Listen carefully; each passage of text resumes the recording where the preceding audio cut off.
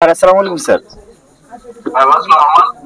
Sir এই যে আমাদের বরগুনাতে যে ভুক্তভোগী পরিবার যে ওনার স্বামী হত্যাকাণ্ডের শিকার হয়েছেন এবং ওনার মেয়ের ঘটনাটা স্যার আপনি ইতিমধ্যে শুনেছেন আর কি। তো উনি এখানে আছেন এবং স্থানীয় জনসাধারণ ওনারা আছেন, তো উনি একটু আপনাকে সালাম দিতে চাচ্ছেন স্যার। হ্যালো হ্যালো হ্যালো বোন আপনি কি রানী দাস বলছেন? হ্যাঁ বোন আমি তারিক বলছিলাম আমি লন্ডন থেকে। আপনার ঘটনাটা তো সারা দেশের মানুষ দেখেছে এবং কম বেশি সকল মানুষ জানে। আমি আপনার সাথে কথা বলতে চাইলাম শুধু এতটুকু বলার জন্য যে আপনারা এই বাংলাদেশেরই মানুষ এবং আপনাদের সাথে যে অন্যায় হয়েছে বা আপনাদের প্রতি যে অন্যায় হয়েছে, আমাদের দল আপনার পরিবারের পাশে আপনার পাশে থাকবে। আমরা যতটুকু সম্ভব আপনারা যাতে ন্যায় বিচার পান, আমাদের দলের পক্ষ থেকে আমরা সেই সর্বোচ্চ চেষ্টা করব। এই মুহূর্তে বোন এতটুকুই বলার জন্য আপনাকে আমি আপনার সাথে কথা বলতে চাইলাম। আপনাদের যদি আর কোন রকমের সহযোগিতা প্রয়োজন হয়, আমাদের এখানে যে আমান গিয়েছে, আমাদের ছাত্র দলের সাংগঠনিক সম্পাদক, ও আপনারই এলাকার সন্তান।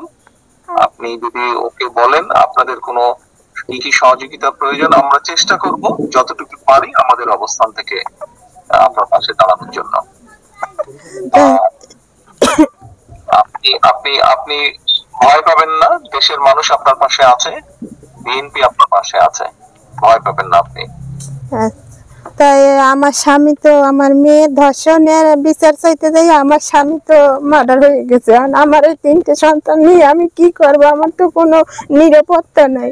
আমার পাশে আমি কিভাবে খাবো, কি করব? আমার তো সেরকম কিছু নাই। আমার আয় রোজগারের মানুষই আমার মাঝে ফেলাইছে। এখন আমি কি করব? আমি আমার নেতৃবৃন্দকে বলেছি, আমার নেতৃবৃন্দ ওখানে যাচ্ছে, আমান ওখানে আছে। আমরা আরো আমাদের দলের সিনিয়র নেতা মানে আরো বড় নেতাদেরকে আমরা বলেছি আপনার সাথে যাবে, কথা বলবে এবং আপনার কি কি সহযোগিতা প্রয়োজন আমাদেরকে বলবেন। কতটুকু পারবো জানি না, তবে আমরা অবশ্যই চেষ্টা করব আপনার পাশে দাঁড়াতে এবং আপনি যাতে আপনার প্রতি যাতে আইনের শাসন আপনি পান, যাতে আপনি ন্যায় বিচার পান, সেজন্য আমাদের দলের যারা উকিল আছেন, লয়ার আছেন যারা, তাদেরকে আমরা সেইভাবেই নির্দেশনা দেব যাতে আইনগতভাবে আপনাকে সহযোগিতা করে।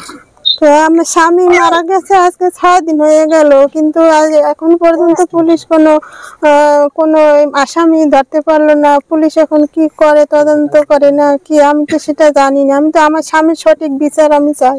আর আমি এই 3টা ছেলে পোলাপান নিয়ে আমি কি খাবো? আপনারা আমার পাশে থাকবেন। এরপর আমার তো কোনো পরিবর্তন নাই, আমার কোনো কিছু নাই, আমি কি করব? আপনি টেনশন করেন না, আমরা একটা দেখি আপনার জন্য আমরা কি ব্যবস্থা করতে পারি। আপনি বাচ্চাদেরকে নিয়ে যে টেনশনে আছেন, ইনশাআল্লাহ আমরা একটা ব্যবস্থা নিশ্চয়ই করব আপনার জন্য, টেনশন করেন না আপনি। আমাদের যে নেতাটা গিয়েছে আমার, আপনি ওর সাথে কথা বলুন, ও আছে ওখানে, ও থাকবে ওখানে।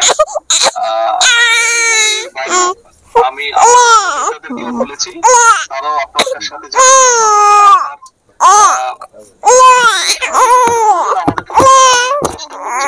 পারি আমরা করতে।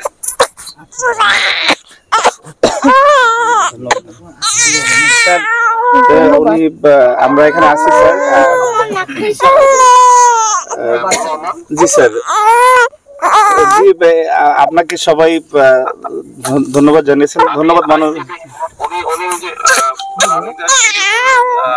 আসামিদের ব্যাপারে যারা কেসের ব্যাপারে আমি আমাদের আইনজীবী ফোরামের কেন্দ্রীয় আইনজীবী ফোরামকে নির্দেশনা দিচ্ছি, তারা ওখানে ব্যবস্থা নেবে। ওনাকে বলো টেনশন না করতে, আর উনি যে ওনার বাচ্চাদের কথা বলছেন চলবে, তুমি ওনার সাথে কথা বলো। আমাদের দেখা করতে আমাদের আলোচনা করে আমরা জি সেটা ওনাকে পরে আবার জানাও। জি জি স্যার।